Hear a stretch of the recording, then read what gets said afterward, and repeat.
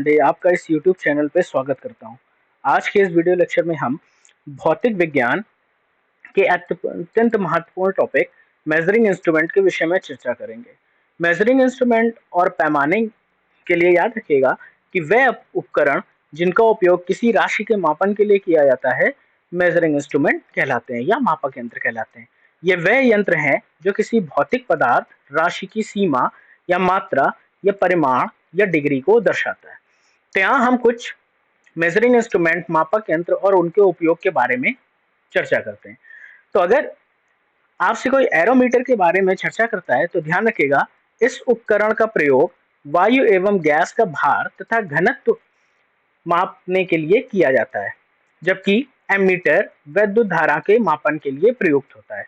Altimeter से हम किसी उड़ते हुए विमान की ऊंचाई या ऊंचाई मापने का इस्तेमाल करते हैं। एनेमोमीटर हमारा हवा की शक्ति तथा गति को मापने के लिए प्रयुक्त होता है, जबकि ऑडियोमीटर ध्वनि तीव्रता के मापन के काम में आता है। अगर हम बैलिस्टिक गैल्वेनोमीटर की बात करें तो बैलिस्टिक गैल्वेनोमीटर हमारा लघु धारा या माइक्रो एम्पियर करंट के मापन में प्रयुक्त होता है, जबकि बैरोग्राफ एक ग्राफ है जो समय के साथ वायुमंडलीय दाब में होने वाले परिवर्तन का ग्राफ के रूप में रिकॉर्ड को सुरक्षित रखता है, जिससे हमें मौसम के पूर्वानुमान में सहायता मिलती है। और बैरोमीटर वह यंत्र है जो वायु दाब या वायुमंडलीय दाब को मापने के काम में आता है। कैलिपर से हम बेलनाकार वस्तुओं के अंदर तथा बाहर के व्यास को माप सकते हैं तथा इससे वस्तु की मोटाई भी मापी जा सकती है, जबकि कैलोरीमीटर हमारा ऊष्माधारिता मापन में प्रयुक्त होता है। अगर हम कार्डियोग्राफ की बात करें तो इस उपकरण के द्वारा हृदय गति की जांच की जाती है। इसे इलेक्ट्रोकार्डियोग्राफ के नाम से भी जाना जाता है। और क्रोनोमीटर हमारा जलयानों पे लगाया जाता है, जिससे बिल्कुल सटीक समय का पता चलता है। डेंसीमीटर का उपयोग घनत्व मापन में किया जाता है, जबकि डायनमोमीटर हमारा ऐसा उपकरण है जिसका उपयोग इंजन द्वारा उत्पन्न की गई शक्ति के मापन में किया जाता है। फेदोमीटर का उपयोग समुद्र की गहराई मापने में किया जाता है, जबकि गैल्वेनोमीटर छोटे विद्युत परिपथों इलेक्ट्रिकल सर्किट में विद्युत धारा की दिशा एवं मात्रा को ज्ञात करने में प्रयुक्त होता है। ध्यान रखिएगा, गाइगर मूलर काउंटर इस उपकरण का उपयोग रेडियो एक्टिव स्रोत के विकिरण को पहचानने एवं गणना करने के लिए किया जाता है, जबकि ग्रेविमीटर उपयोग की सहायता से ग्लेशियरों के किनारे पर समुद्री जल से भरी हुई गुहाओं के आकार को मापा जाता है।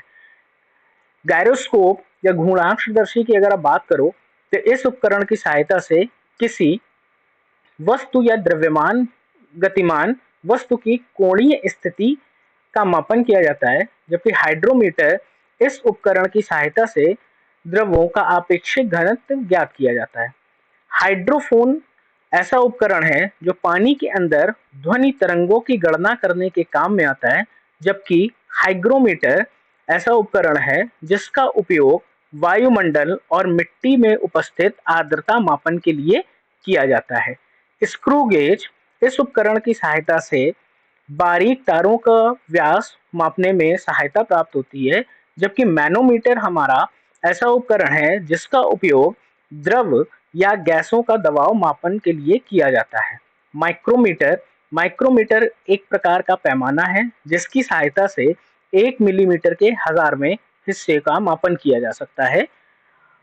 अगर हम ओडोमीटर की बात करें तो इस यंत्र से पहिए वाली गाड़ी द्वारा चली गई दूरी को मापा जाता है, जबकि पायरोमीटर हमारा दूर स्थित वस्तुओं के तापमान मापन के लिए प्रयुक्त होता है। रेन गेज इस यंत्र की सहायता से किसी स्थान पर हुई वर्षा की मात्रा का मापन किया जाता है, जबकि रेडियोमीटर विकिरण ऊर्जा के मापन के लिए प्रयुक्त होता है। स्पीडोमीटर की अगर आप बात करो तो इस यंत्र की सहायता से किसी वाहन की गति का मापन किया जाता है, जबकि विस्कोमीटर श्यानता द्रवों की श्यानता मापन के लिए प्रयुक्त होता है। अगर हम एक्टिनोमीटर की बात कर रहे हैं तो इस उपकरण की सहायता से सूर्य की किरणों की तीव्रता का मापन किया जाता है, जबकि टैकोमीटर एक ऐसा यंत्र है जो इंजन की शाफ्ट या किसी घूर्णन डिस्क की घूर्णन गति को मापता है। यह यंत्र किसी इंजन की गति को आरपीएम का मतलब रेवोल्यूशन पर मिनट में मापन के लिए प्रयुक्त होता है।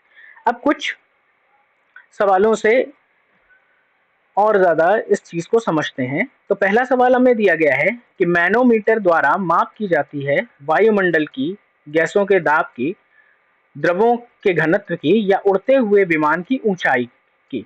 तो ध्यान रखना पड़ेगा कि वायुमंडल या वायु दाब की जो गणना होती है वो बैरोमीटर करता है, गैसों के दाब की गणना मैनोमीटर करता है, द्रवों का घनत्व डेंसीमीटर में नापा जाता है, जबकि उड़ते हुए विमान की ऊंचाई हम अल्टीमीटर में लेते हैं।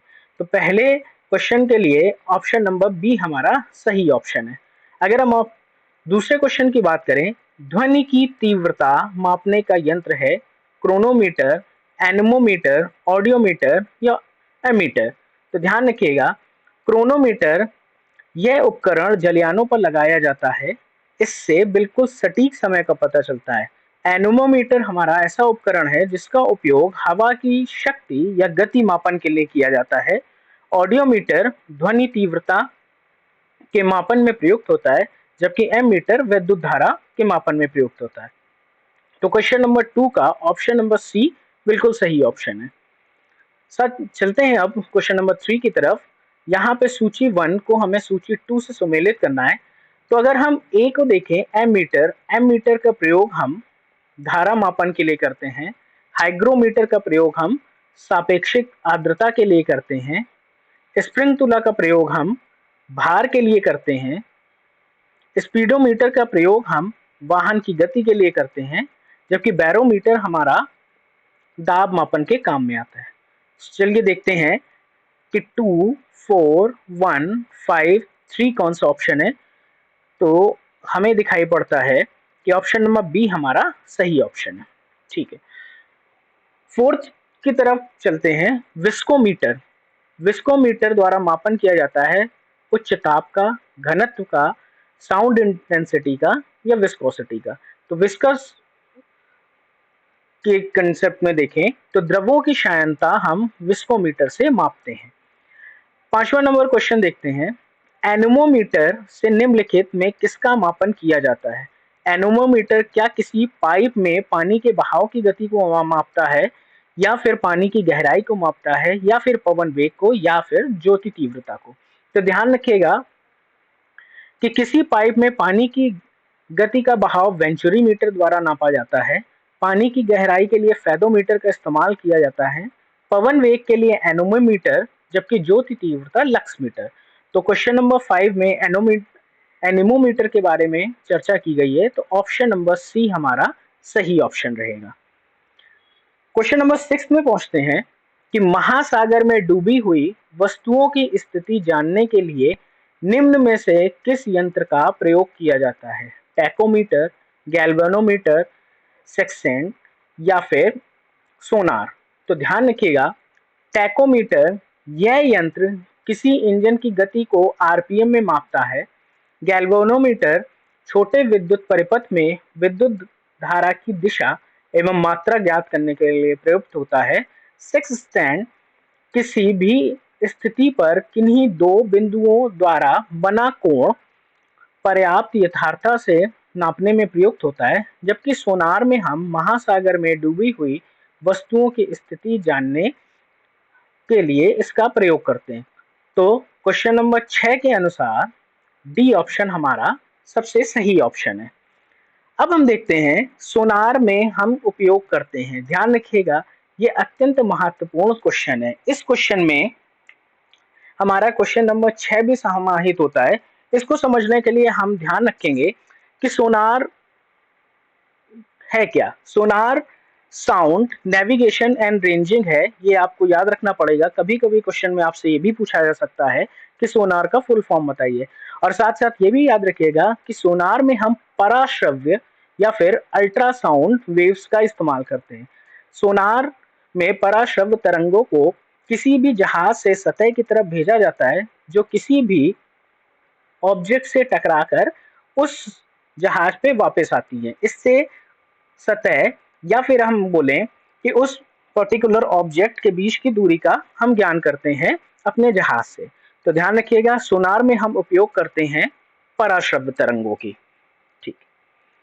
अब 8वां क्वेश्चन बोल रहा है कि रडार में उपयोग किया जाता है। तो रडार के लिए समझना पड़ेगा कि रडार है क्या।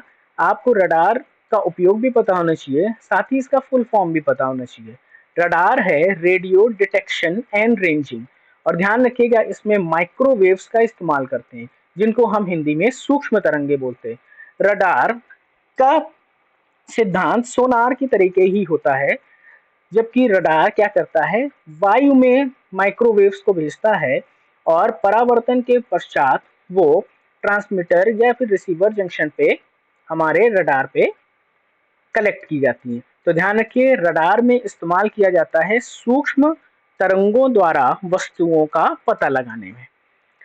रक्त दाब की अगर बात करें कि रक्त दाब मापने का यंत्र है, तो ध्यान रखिए यहाँ जो भी 4 ऑप्शन दिए गए हैं उनमें टैकोमीटर इंजन की गति को आरपीएम में मापता है, स्फिग्नोमैनोमीटर रक्त दाब मापने का यंत्र है, एक्टिनोमीटर सूर्य की किरणों की तीव्रता को मापने का यंत्र है, जबकि बैरोमीटर में हम वायुमंडलीय दाब को मापते हैं। तो 9वें क्वेश्चन का बी ऑप्शन सही ऑप्शन है। आगे बढ़ते हैं क्वेश्चन नंबर 10 की तरफ। तो इसमें हमें क्या करना है कि इनमें हमें ये देखना है कौन सा सुमेलित नहीं है। एनोमोमीटर वायु की चाल के मापन के लिए प्रयुक्त होता है। जी हाँ, बिल्कुल, एनोमोमीटर वायु की चाल के लिए प्रयुक्त होता है। एम मीटर से हम वैद्युत धारा को मापते हैं। पायरोमीटर उच्च ताप वाली वस्तु को मापने में प्रयुक्त होता है, जबकि मैनोमीटर किसी वस्तु या गतिमान वस्तु की कोणीय स्थिति के लिए प्रयुक्त नहीं होता है। इसके लिए हमें ज्ञात होना चाहिए कि मैनोमीटर से हम क्या करते हैं, इस उपकरण का उपयोग द्रव्य या गैसों का दबाव मापने के लिए किया जाता है, जबकि किसी वस्तु या गतिमान वस्तु की कोणीय स्थिति के लिए हम गायरोस्कोप का प्रयोग करते हैं। तो डी ऑप्शन हमारा सही ऑप्शन होगा। 11वें क्वेश्चन को देखें, रिक्टर स्केल पर मापी जाती है। ये बहुत इंपॉर्टेंट क्वेश्चन है, तो ध्यान रखिएगा, रिक्टर स्केल पर हम भूकंप की तीव्रता को मापते हैं। 11वें क्वेश्चन का आंसर सी ऑप्शन होगा। अब बढ़ते हैं 12वें क्वेश्चन की तरफ।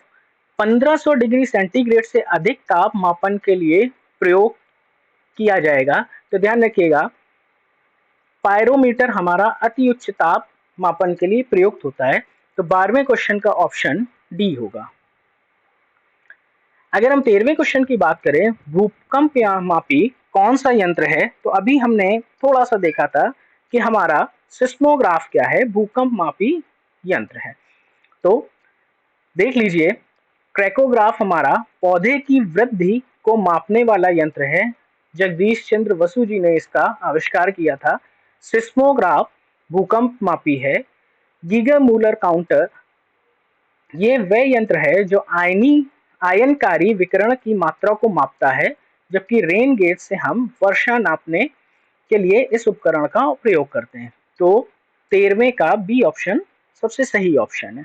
अब हमें सुमेलन करना है सूची 1 को सूची 2 से। तो देखते हैं ए बी सी और 1 2 3 4 के साथ में किसका सम्मेलन हो। तो ध्यान रखिए, स्टेथोस्कोप हम क्या करते हैं, हृदय की गति सुनने में प्रयुक्त करते हैं। स्फिग्नोमैनोमीटर में हम रक्तचाप को मापते हैं। कैरेटोमीटर में हम सोने की शुद्धता की माप करते हैं, जबकि लक्स मीटर में हम प्रकाश की तीव्रता की माप करते हैं। तो 3 4 2 1 इज द राइट ऑप्शन। तो अगर हम 3 4 2 1 की बात करें तो बी हमारा सही ऑप्शन होगा। अब हम बढ़ते हैं क्वेश्चन नंबर 15 की तरफ। यहाँ पे हमें देखना है कि किसका सुमेलन सही नहीं है। कार्डियोग्राम इस उपकरण के द्वारा हृदय की गति की जांच की जाती है, ये सही ऑप्शन है। बैलिस्टिक गैल्वेनोमीटर इस उपकरण का प्रयोग लघु धारा या माइक्रो एम्पियर करंट को मापने में किया जाता है, बिल्कुल सही है। फेदोमीटर इस यंत्र का उपयोग समुद्र की गहराई मापने में किया जाता है, ये भी सही है। एक्टिनोमीटर हमारा उपकरण है जो द्रवों की श्यानता मापता है, तो ये गलत है। ध्यान रखना पड़ेगा हमें कि विस्कोमीटर वो उपकरण होता है जो द्रवों की श्यानता की माप करता है और एक्टिनोमीटर वो उपकरण है जो सूर्य की किरणों की तीव्रता की माप करता है। अर्थात 15 नंबर का सही ऑप्शन ऑप्शन नंबर डी होगा। अब पॉलीग्राफ की बात करें तो पॉलीग्राफ हमारे पास में क्या है, झूठ का पता लगाने वाला यंत्र। याद रखिएगा, पॉलीग्राफ झूठ का पता लगाने वाला यंत्र है और इसके लिए हमें साथ साथ याद रखना पड़ेगा, उच्च ताप मापने का यंत्र है पायरोमीटर, घूमती हुई वस्तुओं की गति मापने का यंत्र है गायरोस्कोप और शरीर की क्रियाओं को ग्राफ द्वारा निरूपित करने वाला यंत्र है काइमोग्राफ। बढ़ते हैं क्वेश्चन नंबर 17 की तरफ। डायनोमोमीटर का उपयोग किया जाता है। तो ध्यान रखिएगा, डायनोमोमीटर हमारा एक ऐसा उपकरण है जो इंजन द्वारा उत्पन्न की गई शक्ति में इसका उपयोग किया जाता है। ठीक है, साथ ही साथ और भी देख लेते हैं कि विकिरण या रेडिएशन, रेडिएंट एनर्जी को मापने के लिए हम रेडियोमीटर का इस्तेमाल करते हैं। घनत्व मापन के लिए डेंसीमीटर प्रयुक्त होता है। विद्युत धारा की दिशा एवं मात्रा नापने के लिए हम गैल्वेनोमीटर का इस्तेमाल करते हैं। तो 17वें नंबर क्वेश्चन का A option is the correct option. अब देखते हैं आर्द्रता का मापन किया जाता है। तो आर्द्रता का मापन के लिए ये जो 4 ऑप्शन है इसमें याद रखिएगा, थर्मोस्टेट, फेदोमीटर, हिप्सोमीटर और आर्द्रता के मापन के लिए हम हाइग्रोमीटर का इस्तेमाल करते हैं। अगर हम 19वें क्वेश्चन की बात करें, माइक्रोटोम काम में आता है। तो देखते हैं क्या यह किसी वस्तु को अत्यंत छोटे छोटे टुकड़ों को काटने के काम में आता है, या पानी के अंदर से पानी के बाहर का दृश्य देखने के काम में आता है, या यह विभिन्न प्रकाश स्रोतों की तुलना के काम में आता है, या फिर किसी आवर्त गति करने वाली वस्तु की गति नापने के काम में आता है। तो याद रखिएगा, माइक्रोटोम हमारा किसी वस्तु को अत्यंत छोटे छोटे टुकड़ों में काटने के काम में आता है। साथ ही हमें यह भी पता होना चाहिए कि पानी के अंदर से पानी के बाहर का दृश्य देखने के लिए हम पेरिस्कोप का यूज करते हैं। ये पनडुब्बियों में लगा रहता है। विभिन्न प्रकाश स्रोतों की तुलना करने के लिए हम फोटोमीटर का इस्तेमाल करते हैं।